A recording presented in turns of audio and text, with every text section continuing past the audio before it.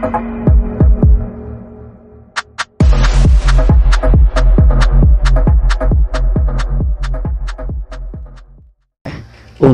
atau komentar yang disampaikan di YouTube kita tampaknya dari Kristen yang mengatakan bahwa Yerusalem atau Israel itu dilindungi oleh Tuhan Yesus, ya, dan karena itu tidak terpapar oleh virus corona.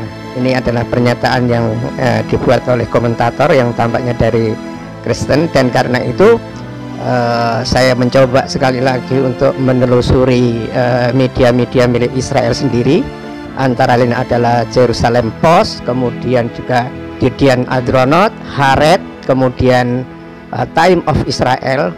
Justru saat ini kalau dilihat secara faktual, ya, terutama yang dipresentasikan oleh media-media saat itu, Israel sedang menghadapi pusat inkubasi virus yang luar biasa.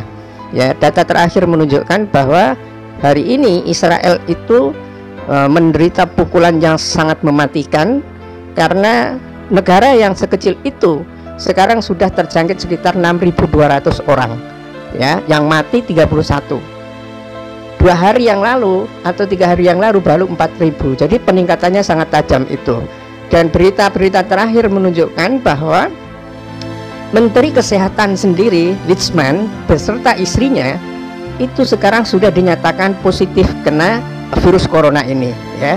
Dan ketika menteri ini masih terus bekerja, tampaknya dia adalah orang dari Yahudi Ortodok kalau dilihat dari pecinya itu, dan terus bekerja dan pada gilirannya menular, ya, sehingga kepala Mossad, kepala intelijen Israel, dan NSC, ini bagian-bagian militer dari Israel itu sekarang mengkarantina diri, ya. Jadi hampir semua pejabat di Israel sekarang itu dikepung oleh virus corona saat ini, ya. Nah, termasuk kota-kota yang menderita pukulan Israel paling besar adalah kota-kota yang ada di Yerusalem itu sendiri, ya, di mana di sana ada lingkungan suburban yang banyak dihuni oleh Yahudi Ortodok, itu banyak sekali terkena dan melonjak, ya. Begitu juga pokoknya dari kota dari Yerusalem ke Tel Aviv itu banyak sekali yang terkena ini. Nah, seorang peneliti dari Yediot Ahronoth, Boaz Lev, mengatakan bahwa situasi yang ada di Israel hari ini itu seperti, ya, api yang liar di padang rumput. Jadi luar biasa ini, ya. Kita kalau tahu tentang gambaran tentang bagaimana satu kawasan kena musibah kebakaran, kemudian rumputnya itu mengering, maka biasanya itu memang akan sangat habis semua itu. Kondisi inilah yang digambarkan langsung oleh Boaz Lev, ya, salah satu pejabat dari Israel, ya, dikutip oleh Yediot Ahronoth, ya. Nanti akan linknya kita buat semua. Dan inilah tampaknya juga merupakan balasan, ya. Kita tahu balasan terhadap Israel, ya, Zionis, dan saya menduga ini adalah inkubasi untuk menjadi Dajjal itu. Karena nanti dalam terminologi akhir zaman memang Dajjal itu pada gilirannya memang membuat kerajaan di Israel itu. Dan ketika Yahudi Ortodok itu habis, maka sepenuhnya Dajjal itu yang menguasai. Mereka lah yang mengeringkan Danau Tiberias itu, ya.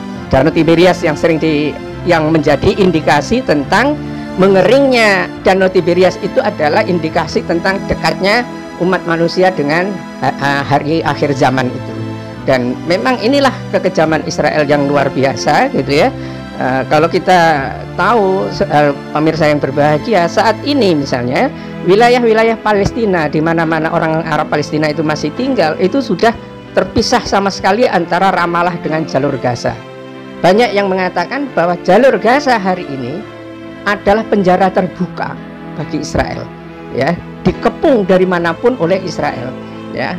Nelayan-nelayan yang ada di Gaza itu dibatasi untuk mendapatkan ikan, untuk perahunya itu hanya sekitar 6 km dari darat. Dapat apa itu kalau para nelayan hanya mendapatkan jangkauan sekitar 6 km dari garis pantai itu. Jadi kekejaman Israel baik dengan tetangganya atau dengan luar negeri itu memang luar biasa.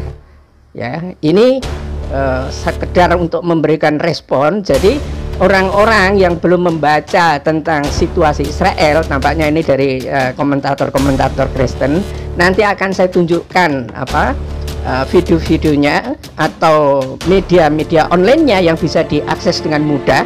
Ini dari koran-koran resmi, koran-koran besar Israel, bukan dari Facebook, ya, bukan dari amatir. Dan inilah yang kelihatannya akan menjadi malapetaka yang mematikan.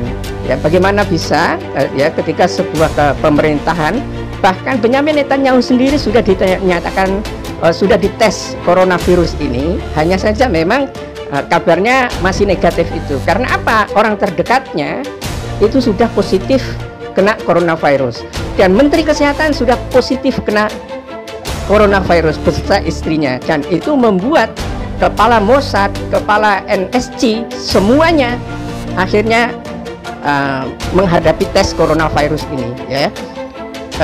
Dalam satu negara yang sangat kecil seperti Israel, ya, dengan lonjakan virus yang begitu kuat, saya kira ini adalah suatu indikasi bahwa memang benar-benar Israel sekarang ini hanya seperti rumput liar yang dilalap habis oleh api itu. Dan tampaknya belum ada yang namanya antivirus yang dikembangkan, yang sudah terbukti bisa digunakan oleh Israel, itu tidak ada sama sekali.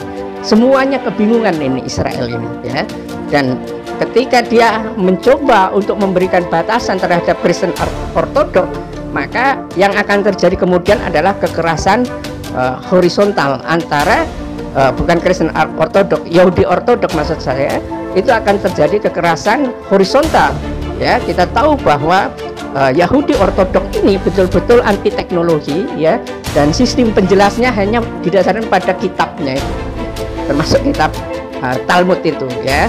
Dan dari situlah kemudian kemungkinan, ya, akan terjadi kerusuhan sosial, ya. Para pejabat di Israel sendiri sangat hati-hati untuk memberikan lockdown di wilayah-wilayah di mana Yahudi Ortodok itu berada. Tetapi ketika tidak diambil ini, maka api akan menjalar kemana-mana. Dan memang ini dilema yang sangat besar yang dihadapi oleh Israel.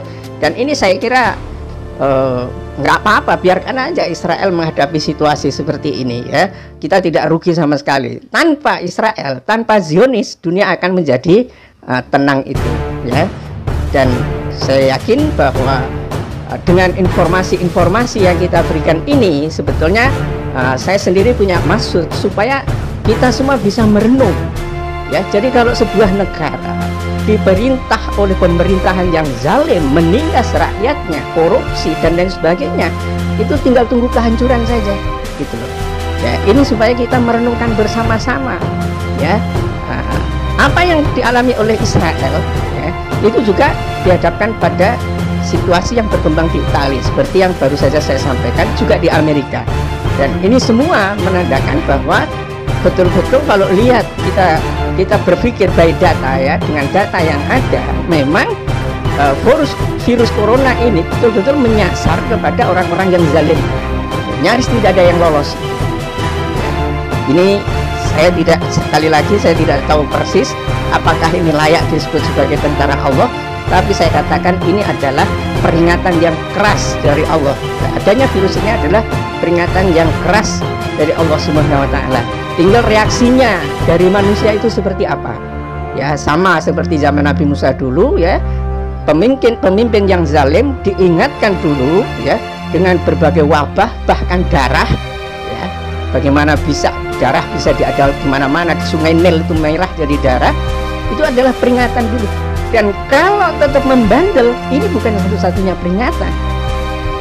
Fir'aun dan tentaranya ditenggelamkan. Dan mestinya memang sebetulnya Israel itu harus banyak belajar dari sejarah yang dialami oleh Bani Israel pada masa dahulu itu.